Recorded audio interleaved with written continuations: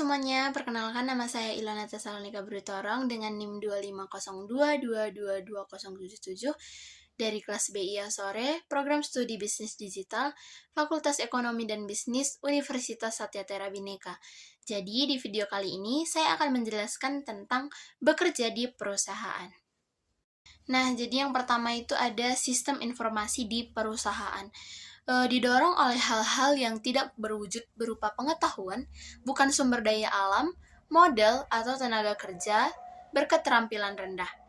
Kinerja ekonomi berdasarkan pengetahuan, teknologi, dan pembelajaran.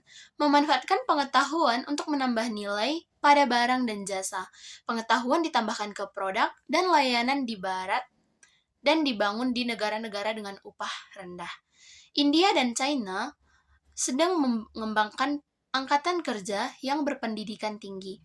Survei terbaru menunjukkan 80% dari lokasi dan personel R&D perusahaan baru dari perusahaan ternama berada di India dan di Tiongkok.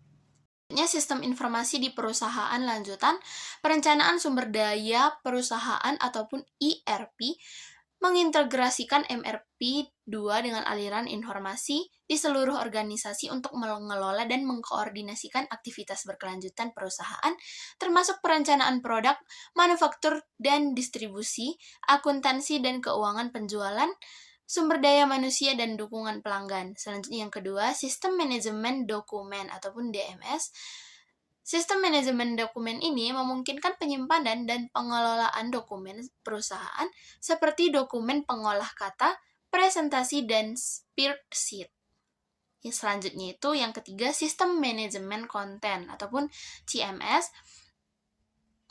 Ini memungkinkan dan mengelola penerbitan, modifikasi, pengorganisasian, dan akses berbagai bentuk dokumen dan file lainnya, termasuk media dan halaman web pada jaringan atau web. Selanjutnya itu sistem informasi lainnya di seluruh perusahaan itu ada 4 bagian. Yang pertama, sistem pemrosesan transaksi.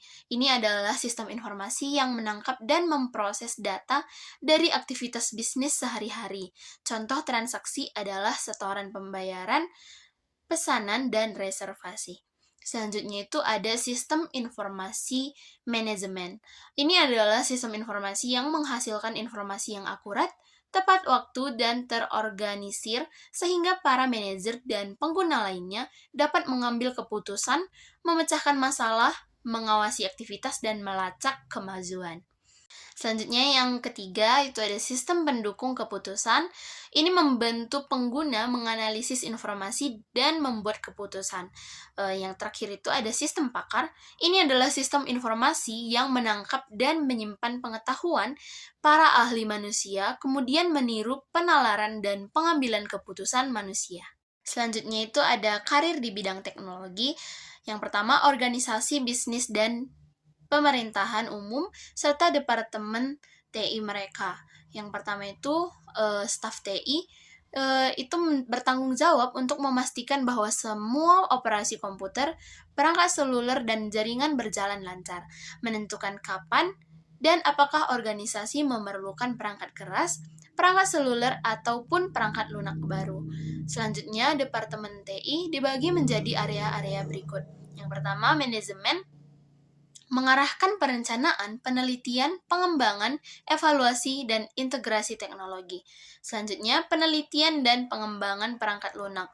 Menganalisis, merancang, mengembangkan, dan mengimplementasikan teknologi informasi baru, serta memelihara dan meningkatkan sistem yang ada.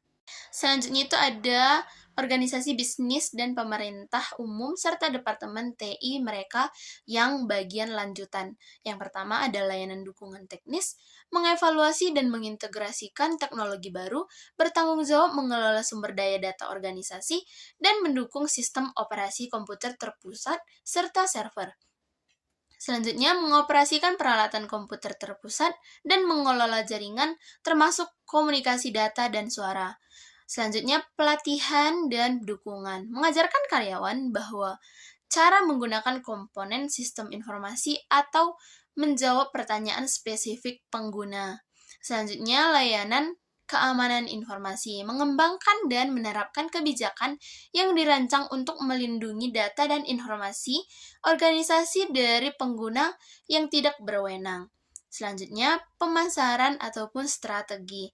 Mengarahkan dan mengimplementasikan pemasaran internet dan media sosial serta mengelola hubungan dengan